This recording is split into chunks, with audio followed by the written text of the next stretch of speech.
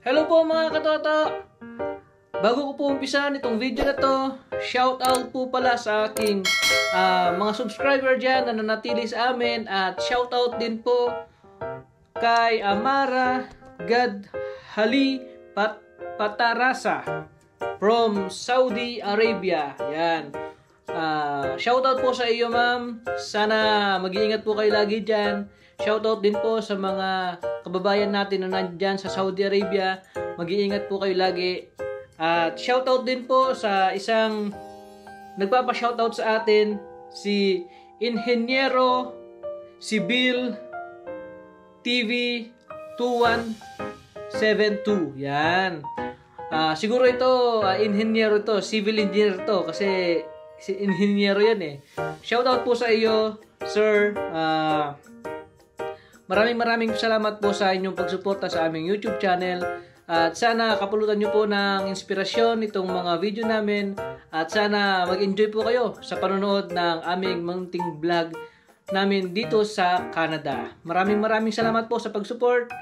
And umpisan po natin itong video na to. Po mga katoto, kumusta po ngayon lahat? Ayan po. Lalakad po kami punta dito sa may parade. Yung mga tractor mga katoto yan, no? Tignan nyo.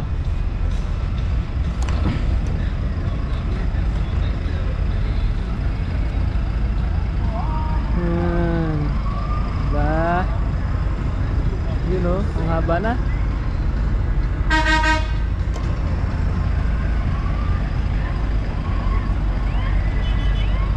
Kalaki ng mga traktor, no? Ito yung pangano nila, ang bukid nila. Ito kalaki nito, panghakot yata ng ng mga lupa. Mahal. Panghakot ng mga lupa to, no? Ayan, wow! Nagawin sila ng candy. Lagi sila ng candy. Diba?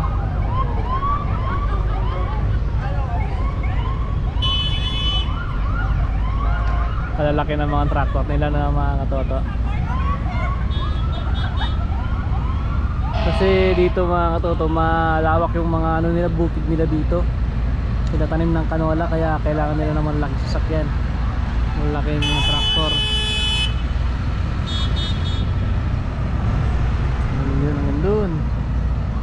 Kanina pa namin naririnig to, kala ko may may emergency lang.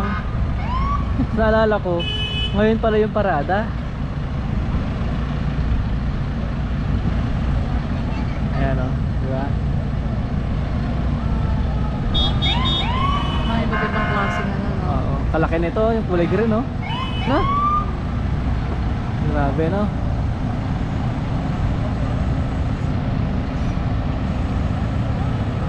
Parang pinupromote nila yung mga sasakyan na ganyan, no? Oo. Ang grabe naman yung no? Ang gulong niya, no? Parang tangke ng sundalo, no? Malaki.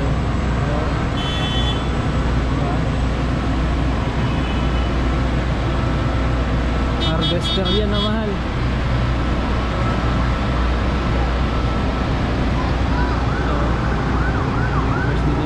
Yan yung panghukay. Anong pangukay? Ano? Hindi, yan. Alam mo yung parang sa inyo, hindi yung Oo nga, panghukay. Traktor. Hindi panghukay. Alam mo yung pang-ani? Yung ano tawag doon? Yung kuribaw? Yun. Ayan, mas malaki yan. Malaki. Ano? Tingnan nyo yung mga sasakyan mga katoto. Kalihitan nila. Pero dito sa may tractor na to. Kalaki. Ganda na. Bago din siguro yung bago ito. Malaki, no?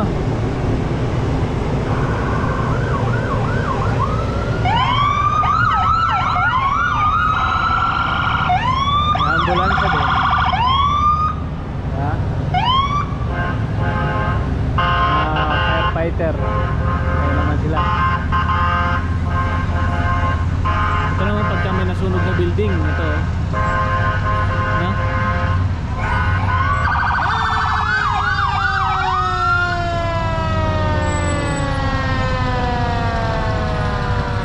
Ito yung anak ni ano yung mga to.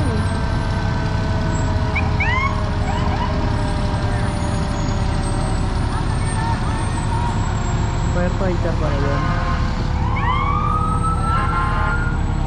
Ayan o. Diba? Wala na. Tapos na. Nakahuli kami. O diba?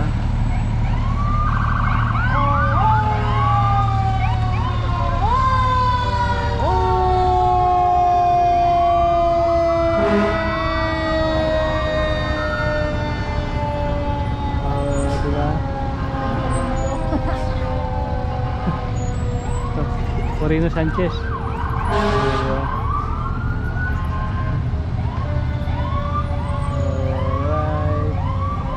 Tapos na. Tapos na po mga katoto. Tapos na po yung parada dito. Talagyan natin si Butchok ng ay ng siniyagi ng gulma. Yung para sa cockpit. Ah, yung ganon? Pwede rin. Yung pangano ng ano? Pangano ng So para pag nag-travel. ah, kaya lang dadalawa lang naman tayo. Oh, kapag yung mga gamit. Sakto lang naman yun sa atin. Yung mga katoto. Napalitan na ako ng boss. So, kumusta po ang lahat mga katoto? Sana nasa mabuti po kayong kalagayan ngayon.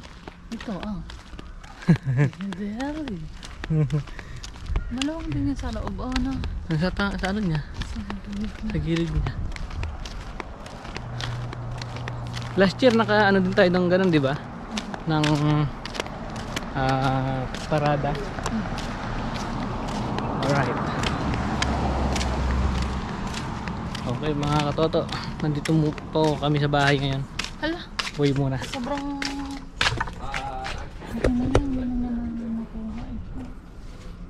Naputol na? Mas mahangin siguro kagabi. Mahangin.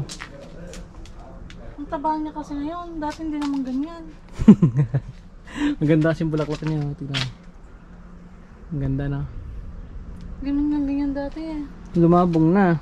Kasi nilagyan ng ano eh. Tain ng kalabaw. Kain ng baka. Dito tayo sa may garden. Kasi tignan natin tong wala itong mga garden namin mga katoto eh puno na ng damo. Hindi kasi mahawari kung yung temperature dito yung ano. Mahangin, sobrang mahal. Ha? Mahangin. Mahangin? Ang tanggal yun oh. Ayan. Yun yung strawberry ko mga katoto. Ang ganda na, di ba? Kung napanood nyo yung dati kong video, yan, iisa pa lang yan, tas may mga suwi lang. Pero ngayon, nagbungahan na sila din, oh. Yung mga bunga na, di ba? Naka-harvest na ako dito, eh, yan, oh. Tas ito, meron din bunga ito, oh. Yan, oh. Malabong na, no? Yung dito din, oh. Nagbungahan na din to, oh. Ito, bunga na yan. Bulaklak, may bunga na din. Ito rin. Ito may bunga na oh. Diba? Ito medyo natabunan. Ito nagbubunga na rin to. Halos lahat pala sila. Lahat sila ano na sila? Magkakaroon na sila ng bunga. Ito yung maraming bunga. Ayan oh. Diba? Ayan oh, meron silang isang bunga dito. Yun, kumusta po mga katoto? Ayan. Shoutout po sa aming mga subscriber na nanatiling nag-aabang sa aming mga video, nanatiling sumusuporta sa aming YouTube channel. Maraming salamat po. At sa mga silent viewers namin, maraming salamat din po sa panonood ninyo sa amin. Sa mga munting video, simpleng video namin na isinishare sa inyo tungkol dito sa Canada mga katoto. Yun mga katoto. nakakatawang pakinggan mga katoto, nakakatawang basahin yung mga comment ng mga tao, yung mga nanonood sa aming mga video na may kung kahit pa paano may na-inspire sa amin doon sa mga video namin na ina-upload. Yan, sinishare namin. Kumbaga, nagkakaroon sila ng na-inspired sila para ay pagpatuloy nila yung pag-apply nila dito sa Canada. Yan. Meron ding mga bitter na mga negative yung mga sinasabi, pero okay lang kasi kanya-kanyang opinion naman yan mga katotoy, kanya-kanyang pananaw yan sa buhay na iba-iba yung natin, iba-iba yung pagkakaunawa or pagkakaintindi sa mga bagay-bagay mga katoto. May mga ayaw pumunta dito, sinasabi hindi na daw maganda dito. Meron din naman mga Pilipino na sinasabi maganda rin dito. Kanya-kanya din naman kasi yan mga katoto. Kaya maraming salamat din. Basta maraming salamat sa inyo yung mga negative na comment at positive na comment sa mga video namin. Maraming salamat po mga katoto. Nire-respect po namin yung comment nyo sa amin. Yan.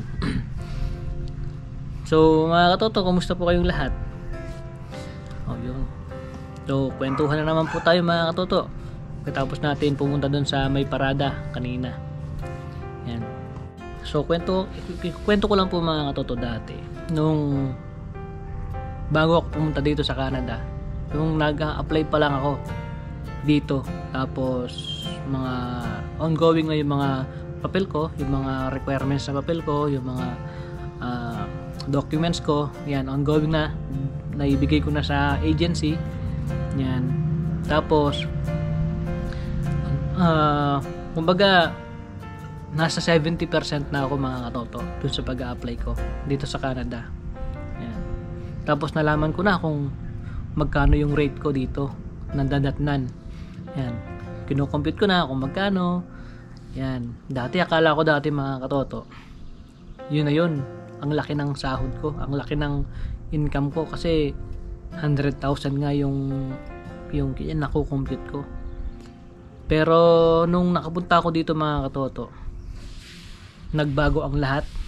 Nagbago yung akala ko, nagbago yung expectation ko. Kasi expect ko dati mga katoto, nung nasa Pilipinas pa ako, yung 100,000 na sahod dito sa Canada, tapos kino-compute ko. Kasi pangarap ko dati mga katoto, magkaroon ng lupa, ng bukid, mga yan, yung bukid na yan. Tapos ang ko, akala ko dati mga katoto, within 2 years makakamit ko yun. Within 2 years makakapagpagawa ko ng bahay. Within 2 years makakauwi ako ng Pilipinas. Yan. Tapos within 2 years makakabili ako ng sasakyan. Napaka pala mga katoto, kumbaga napaka ibang-iba mga katoto nung pagpunta ko dito. Yung experience ko na nandito na ako. Kasi alam mo yun, akala ko dati napakadali lang, madaling mabuhay, madali lang makapundar, pero hindi pala. Akala ko dati every year pwede akong makauwi, hindi pala. Kasi mga katoto, nung una kong pag-uwi, halos 2008, 19, 20, 22, 23 5 years mga katoto. More than 5 years ako na nakauwi. Yung first na uwi ko sa Pilipinas, simula nung pagdating ko dito mga katoto. Kaya yun, nagbago lahat. Nagbago yung akala ko nung nandun ako sa Pilipinas. Tapos nung pagdating ko dito ibang-iba mga katoto.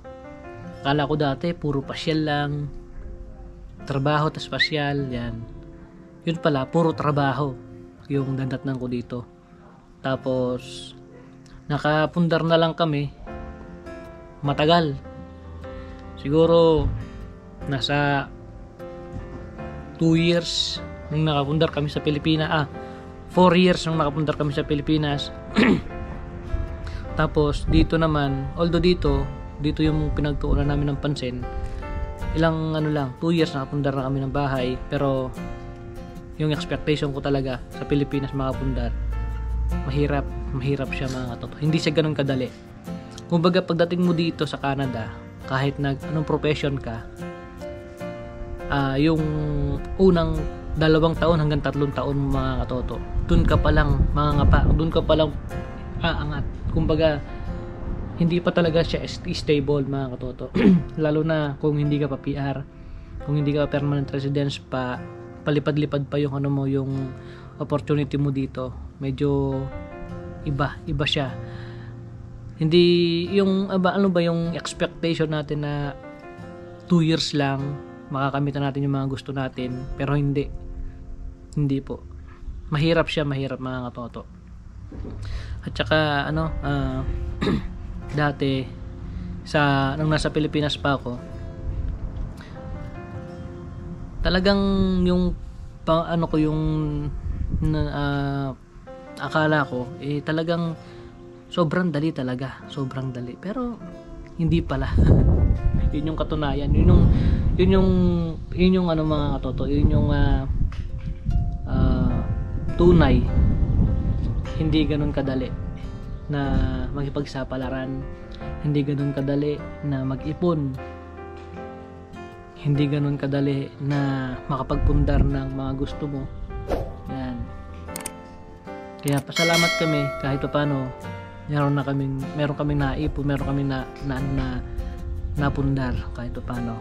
Salamat pa rin ako kay God kahit na matagal, at least binigay niya sa akin, binigay niya sa amin ng asawa ko.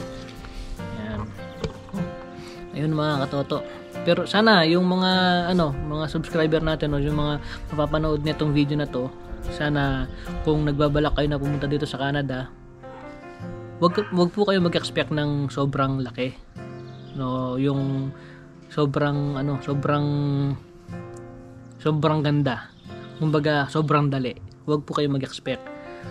Ang dadatnan nyo po dito kapag nakapunta po kayo dito is yan, talagang sakripisyo, todo pangunawa sa mga sitwasyon, tapos tiis mga katoto. Talagang hindi po talaga makukuha sa 1, 2 hanggang 3 taon. Hindi po. Yun po ay parang naging zero muna kayo. Pagdating nyo dito zero, tas paangat ganyan. Medyo yung 3 taon, 2 hanggang 3 taon mga katoto, mahirap siya. Siguro kahit na sa ibang bansa din, ganon. Pero kasi hindi pa ako nakapunta sa ibang bansa eh. Ngayon pala ako nakaranas na pag-abroad dito sa Canada. First time ko mag-abroad dito sa Canada mga katoto. Ganon yung naramdaman ko, ganon yung yung naranasan namin. 1 hanggang 3 taon, dun ka palang bubuelo para umangat. Ganon siya. Kumbaga hindi naman angat na angat. Kumbaga dun mo palang makikita yung mga pag-angat ng yung sakripisyo, yung resulta ng yung pagsasakripisyo mga katoto. Ganon siya. Hindi naman po namin sinasabi na talagang nakapundar na kami, hindi naman po. Kumbaga isinishare ko lang po sa inyo na yung karanasan ko dati na bilang nangangarap lang nasa Pilipinas, na expectation ko within 2 years lang, 1 year to 2 years makakapundar na ako lahat kasi malaki nga sahod. Pag kung kukumputin mo yun, milyon na yung usapan mga katoto, kung 100,000, pero hindi pala. May mga kaltas pa, may mga babayarin pa, mga expenses pa, yung cost of living mo pa, kaya maliit na lang din po yung natitira. Kaya medyo matagal umangat, matagal makarecover. Lalo na kami dati nung yung pag-apply ko inutang lang namin. Isa na lang namin yung bahay namin noon para lang may show money ako na papunta dito mga katoto. Tapos yun, binayaran pa namin yun. Kaya medyo matagal. patagal yung yung resulta. Pero tiis lang, bibibigay lang din ni God yun sa atin, kasi habang nangangarap tayo, habang pinagpapatuloy natin yung pangarap natin, meron at meron yung resulta mga katoto, kahit mabagal, kahit na paunti-unti, basta umuusad mga katoto, ibibigay sa atin ni God. Tiis lang mga katoto, at tiwala kay God, at tiwala sa sarili. Ganyan din ako dati mga katoto, nung pag-apply ko dito sa Canada. Talagang yung pag-apply ko, kumbaga sa 30 batch namin, o sa batch namin 30 kami, ako po yung huling-huli na pumunta dito. May ng mga nauna na sila, minsan 5, 10 sila, tapos ako po yung pinakahuli, tapos ako po yung nag-iisang bumiyahe papunta dito sa Canada. First time kong mag-abroad, pero ako pa yung sarili ko pa, kumbaga wala pa akong kasama na nagbiyahe, sumakay ng eroplano, kaya sobrang hirap nun, walang nag-guide sa akin, ganun siya mga katoto. Pero okay lang, kasi si God yung naging kasama ko, hindi niya ako pinabayaan, kahit na sobrang hirap, hindi niya ako pinabayaan. Ayan mga katoto, kaya yan yung mga makakapanood nito mga katoto, yung mga papunta dito sa Canada, nagbabalak papunta dito sa Canada, yan, isinare ko namin po sa inyo yung mga magagandang bagay dito sa Canada. Ayan po, tapos isinishare ko din po ngayon sa inyo yung karanasan ko bilang isang nangarap dati sa Pilipinas na papunta dito sa Canada. Yung expectation ko magkaiba, malayong malayo mga katoto. Kaya payo ko lang po sa inyo, wag po kayo mag-expect ng malaki, wag po kayo mag-expect ng maganda, wag po kayong mag-expect ng madali ang makapundar, madali ang matupad ang mga pangarap. Wag po kayo mag-expect. Ang isipin niyo po mga katoto, mag-abroad po kayo para sa pangarap nyo, para sa pamilya nyo. Magtiis po kayo, kasama na po yan, tiis na yan. Kahit saan pong abroad, kasama po yan. Anuhin nyo po, itatak nyo po sa isip nyo na kailangan nyo magsakripisyo sa lahat po mga katoto. Kaya yan, sana may natutunan po kayo dito sa video namin. Sana may ma-inspire po kayo sa konting video ko na to, konting share ko ng journey ko papunta dito sa Canada mga katoto. Sana mapaghandaan nyo yung pagpunta nyo dito, sana mag-enjoy kayo. Ayan, sana basta ipagkatiwala nyo lahat kay God. Yun po mga katoto, maraming salamat po sa patuloy nyong pagsuporta sa amin sa panonood, at please don't forget to subscribe, like and share sa aming YouTube channel, at click na rin yung bell button para ma-update po kayo sa aming mga bagong video, at para din makatulong po sa amin mga katoto, please don't skip the ads para makatulong po sa amin mga video. Maraming salamat po mga katoto, at sana lagi po kayo nasa mabuting kalagayan. God bless po.